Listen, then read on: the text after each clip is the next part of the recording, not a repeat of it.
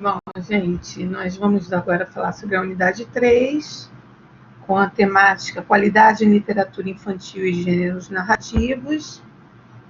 E aí, assim, eu repeti aqui, porque a gente já vem estudando desde a unidade 1 o que pode, né, definir literatura infantil. Mas aqui a gente vai falar da qualidade da literatura infantil, né? Aí eu achei esse trechinho aqui lindo, né, maravilhoso. Escrever para crianças e jovens é uma arte. De um lado ficam os livros didáticos, os livros que se servem de uma roupagem de pseudoficção para veicular mensagens pedagógicas. Do outro lado fica a literatura. E toda a literatura para crianças, para jovens e para adultos. Só merece ser lida se a sua qualidade for inquestionável. Inquestionável, né? E quem está pela primeira vez na vida a contactar com esse reino maravilhoso das palavras, dos sons, das pontes invisíveis, de acesso ao sonho, tem direito ao melhor. Um futuro grande leitor nasce muitas vezes desse encontro mágico. Pode, porventura, não entender o significado de todas as palavras, mas a música da linguagem, que só a qualidade literária dá, foi direitinho ao seu coração. O lugar onde toda a literatura deve viver por direito próprio, né? É da Alice Vieira, é lindo isso. E assim, o que a gente percebe? As pessoas falam isso, né? Os estudiosos, e a gente percebe que isso ocorre mesmo, né? Quando a gente está passeando por uma feira de livros, o livro escolhe a gente, né? Não é a gente que escolhe o livro. O livro escolhe a gente como?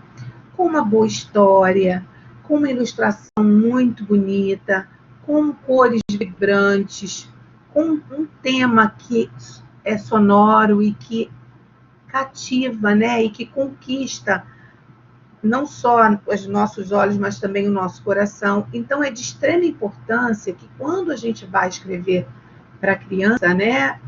Ou mesmo para o jovem, para o adulto também, a gente precisa ter essa preocupação. Eu sempre falo isso. Quando a gente vai escrever para alguém, você precisa pensar que você vai escrever para alguém que muitas das vezes pode não ter acesso a determinado conhecimento, mas a sua leitura ele vai conseguir compreender o sentido. Então, a qualidade de um livro é algo muito importante na questão da qualidade, né? E o que a gente pode falar sobre essa qualidade, né? O que a gente considera como aspecto importante? A elaboração da linguagem, ou seja, uma linguagem acessível, uma linguagem sedutora, uma linguagem imaginativa, uma linguagem que vá realmente conquistar o leitor, tá? A pertinência temática, ou seja, o que a gente está realmente querendo atingir com aquele tema, com aquele texto, com aquelas imagens, o que você quer atingir, né? E temas que são pertinentes na literatura infantil, como a família, as relações sociais, né? O medo, a separação de pais, a morte, a amizade, o respeito, né? A subjetividade, o abandono, a autonomia, entre tantas outras questões, né? A própria diversidade cultural. Então, e ainda a ilustração e o projeto gráfico. Esses são aspectos que não podem faltar para que o livro tenha uma qualidade boa, para que o texto realmente seja um texto sedutor e significativo, né? E aí a gente parte, então, para as formas narrativas. Quais são as formas narrativas? São as fábulas, né? O que são as fábulas? São aqueles textos onde os animais têm voz, né? Tem sempre no final uma moral, né? Em relação àquele texto que aconteceu, né? E é algo assim que tem muito a ver com a questão de um relato breve e fictício, né? Que é bem assim, é algo que a gente quer chegar ao final para descobrir o que na verdade, a gente deve, então, como é que a gente deve ser, então, mediante essa leitura, né? Como é que a gente deve se comportar mediante essa leitura? Os personagens que têm costume de intervir na mesma podem ser seres humanos, animais, objetos inanimados e animados. A mencionada moral ou mensagem, com claro caráter instrutivo, que as mesmas promovem, é a característica mais marcante da fábula. Então, o que é mais marcante na fábula? É aquela moral final, né? Por exemplo, tem lá a história da cigarra e da formiga, e que a cigarra toca o tempo inteiro, o verão passa e ela está sempre tocando, e a formiga vai aos poucos organizando a sua vida, organizando a sua casa, seus alimentos. Então, quando chega na hora do inverno, a cigarra nunca tem um canto para ficar.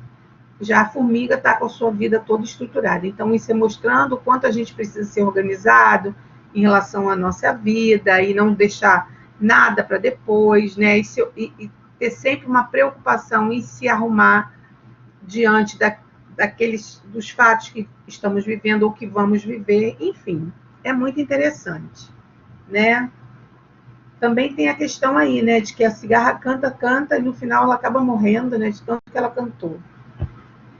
E o que é uma lenda, né? A lenda são histórias do nosso povo, da nossa cultura, que vem de tradições, né, que vem de tempos bem anteriores e que trazem para a gente, assim, fatos muito interessantes, né? E que, assim, tem um fundo histórico, mas também tem uma questão geográfica aí nesse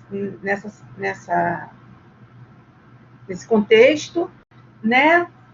E que vem, assim, falar de acontecimentos misteriosos ou sobrenaturais, né? A lenda do Pererê, da mula sem cabeça, do boto rosa, enfim.